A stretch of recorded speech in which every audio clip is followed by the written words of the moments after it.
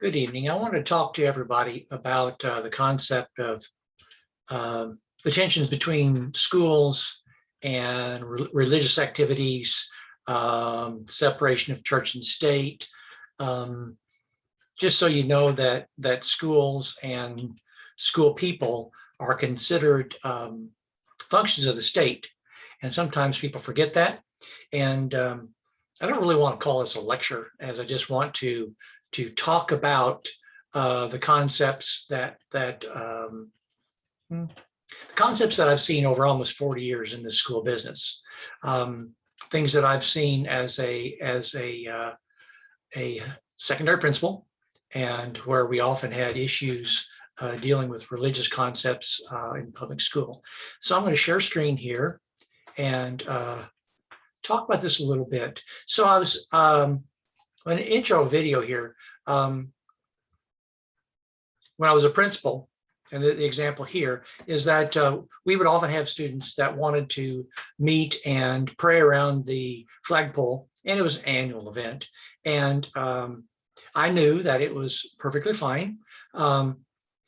Just like any other activity, when you have a group of students that are gathering at your school, either me or my assistant principals or teachers would be supervising, monitoring the group of students. And the example I have here was that all the students were standing around the flagpole out on the flagpoles out on the west side of the building. And there was a thunderstorm that was brewing, and a huge bolt of lightning went streaking across the right across from us. And I thought that was kind of interesting. I thought, surely God was not angry about this activity, but then I just started yelling, everybody inside. And the kids, they knew that I was just trying to keep them safe. But we had events like that all the time where students were wanting to pray and so on. So that's really what I wanted to talk about here. So I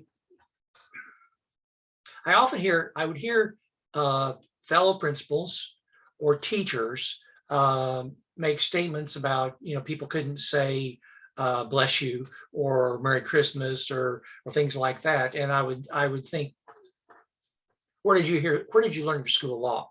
And when people would talk about that they took religion out of school, and I would if I had to chime in, or I would say, well, no, they really just took teacher-led or principal-led prayer out of school. It used to be, and there's court cases that led the progression of court cases. It used to be that schools would start every day with the principal or a teacher leading prayers over the loudspeaker to start the day, and probably wasn't a big deal for a long time until somebody complained, which is a concept that schools do all kinds of things until somebody complains. And so a good concept that I want to talk about in this kind of conversation is to try to stay ahead of things, try to make thoughtful decisions so that you just avoid the conflict as much as you can. You try to make decisions that are ahead of the curve, so that as well, I thought one of my roles as principal was to try to keep us out of the news, to try to keep a nice, calm, as calm of an environment as a high school of 1,000 teenagers could be. And so tried real hard to avoid conflict. And part of that was just a matter of communicating and trying to be aware of what was going on, and be aware of what the students wanted to do. So I'm going to just scroll down here. These are the same concepts that you have in the module. And so the concept education is a benefit education is a benefit to the entire society. The court cases that led to this basically affirm the concept that essentially everyone pays into public ed. And that leads to tension.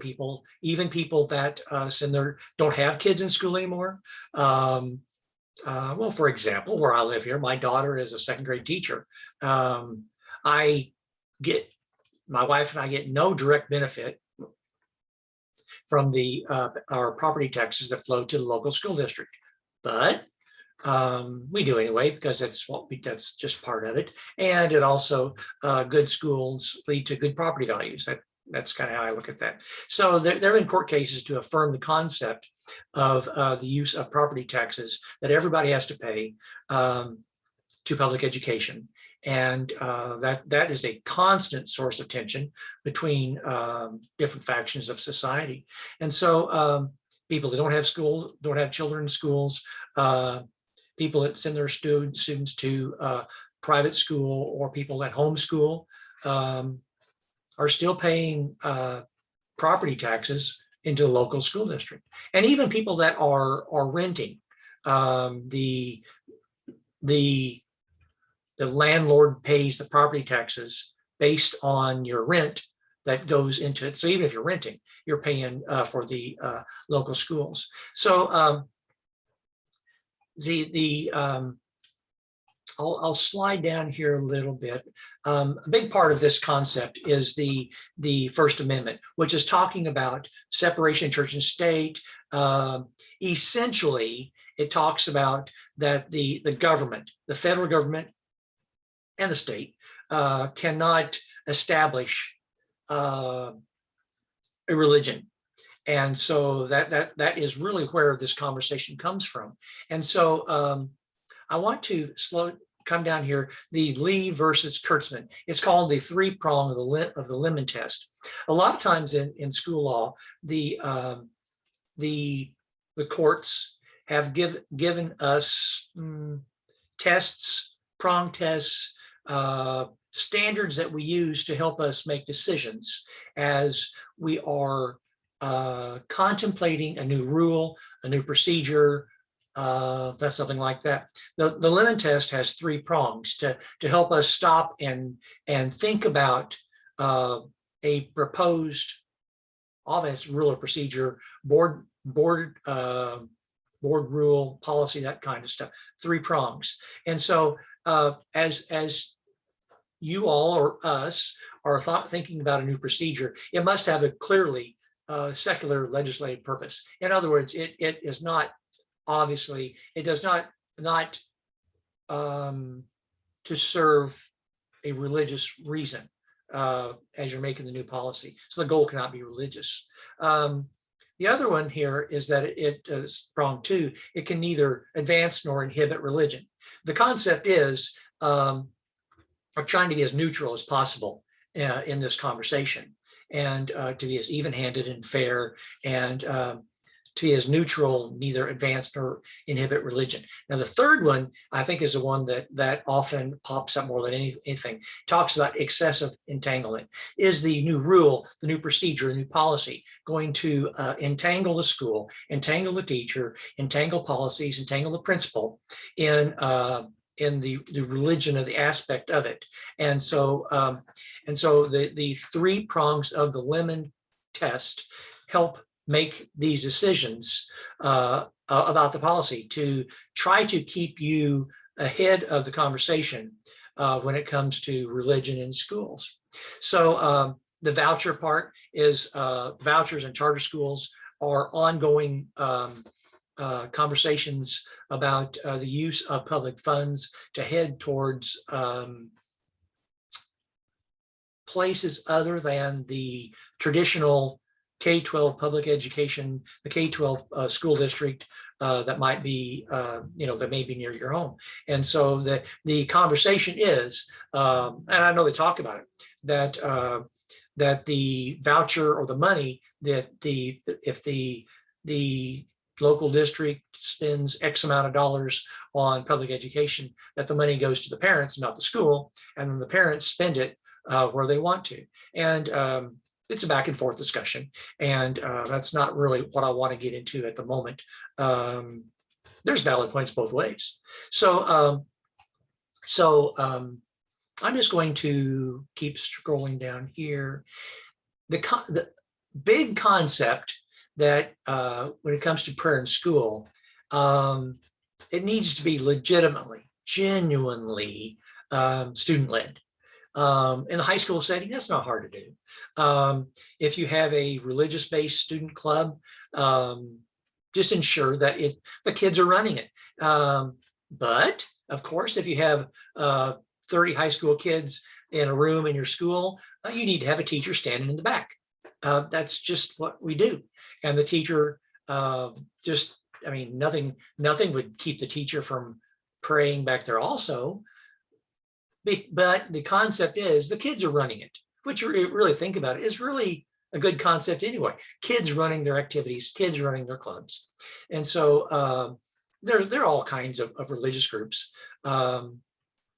If the students are running it. And so just encourage your teachers to be as hands-off as possible. Just give advice, but try to be in the background as much as possible, and let the kids stand in front, teacher be at the back of the room, and you just avoid a lot of stuff if that's your approach. The Bible can be used in school. Kids can carry their Bible. Kids can pray. Kids can pray before a test. Kids can pray in the cafeteria before meals. They can stand in a circle and pray. Generally, if they're not inhibiting, if they're not standing in a circle and blocking the hallways or something like that, which is usually not what happens. As a school leader, you just monitor and you keep them safe, and you just stay out of their way. And usually there's no problem with that. So it's student-led. They can pray. They can talk about religion. They can cite the Bible as a source of literature. And they can cite their own divinity in their writings if it's appropriate to the assignment. So it's an example that kids, like we mentioned in the previous module, that students don't shed their First Amendment rights at the schoolhouse door. They still have a right to free expression, and they can talk about religion. A word that comes through in the court case is proselytize. That teachers can still, they don't have to hide their religion. But the phrase proselytize talks about trying to push your beliefs on other people. And so, kids could proselytize to each other as long as they're not they're not causing disruption, or they're talking to each other about their faith, things like that. It becomes a different matter if the teachers are trying to encourage students towards their faith. That is called proselytizing, and that is not really what we're supposed to do. So it's an example of teachers can still have their own faith and don't particularly have to hide their faith, but just try to be careful about appearing to trying to convert people to their faith, push their faith on people. That's the word proselytize. That tends to get people in trouble.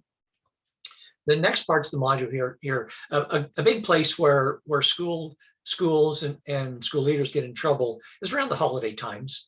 In my school, as a high school principal, we tried to downplay calling things Christmas pageants and Christmas this and Christmas that. We tried to downplay that because we were a school district that had a fair number of people that a variety of religions.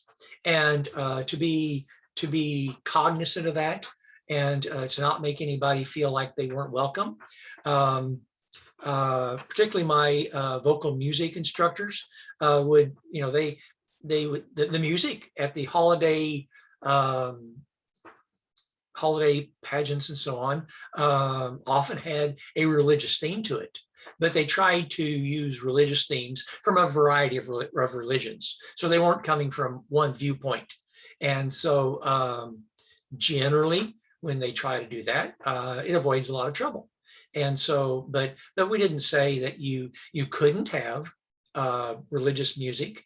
Our history is full of religious music and religious art and religious writings, and nothing is to say that you can't use that. In the back of my mind, I tried to think, are we using it as a source of divinity? And if we were, I'd say, well, let's tone that part down.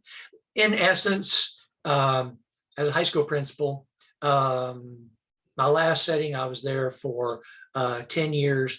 I didn't censor anybody. I would have, quiet conversations, behind the scenes and so on. And I tried real hard because I don't believe in censorship as a school leader. And that using good conversation, having good relationships with your teachers, sponsors, and your students, you can avoid a lot of this by being as proactive and low key as you can. And I hope that this module helps you learn to slow down and make decisions. The longer I was a principal, the more experience I had, the better able I was to slow down and make seasoned decisions. And the decisions I made when I first became a principal, I was often rash and brash and kind of big-headed and diving into stuff. And I just learned to slow down a little bit. And I learned to slow down and think about, can this decision be made today, tomorrow? And sometimes you sleep on something. I'd walk around on it. I would get an idea in my head. I had people talk to me, and then I just mill on it during the course of the day and try to come back with a better decision. And that comes with practice. So these are just examples of ways that schools need to be careful about symbolism around the holiday time. And nothing is to say that they can't use any of the symbolism, but to be on the safe side, you use symbolism for a variety of religions. So it appears like you're not trying to proselytize or push one religion over another one. So another place that often becomes an issue is access to school facilities. If you allow outside groups to rent parts of your school, then you essentially have to let almost anybody have the same access. So I guess what I'm saying is, if you let one group rent your gym for an activity, and one of the church groups comes by, they want to rent the gym, you can't say, no, you're religious, we can't rent to you. Well, no, you can't say that. You need to have policies that are written that take that into account, because essentially, if you open up parts of your school to a limited open forum, you have to be ready to let most groups, unless you have a good, clear reason why you can't, you have to let the church groups rent your building also. And so that just means you need to have good policies and be permissive and try to be as viewpoint neutral as you can be, and not get entangled with saying no, to think that just because they're a religious group, they can't have access to your building. Because if you let one group rent your building, you probably have to let the schools, have to let the churches rent it also. And just don't make a big deal of it, but have policies in place for that. So students not required to salute the flag or stand. I think you might know that, but whether you like it or not, you can't force kids to stand up for the Pledge of Allegiance. And so as principal, you tell your teachers, just let it slide and don't make a fight over it, and don't make a big deal of it. And then it's not a big deal because you can't make them do that. And so worship services, you can't make them voluntary. You can't have a majority vote. You can't say, if you don't like it, step out in the hallway. You're just getting entangled. If the teacher's having that conversation, it's teacher led, and it's not supposed to be teacher led, and it's leading to excessive entanglement, which is what we talked about in the Lemon versus Kurtzman 3-prong test. So so let's see here. That's really what I wanted to get to. I wanted to talk a little bit. I didn't want to lecture. And I know the module talks about the lecture from the professor, that kind of stuff. I just wanted to talk about it. This school year will be my 40th year in this business. I'll stop share now. I was a secondary principal for 19 years. I was also a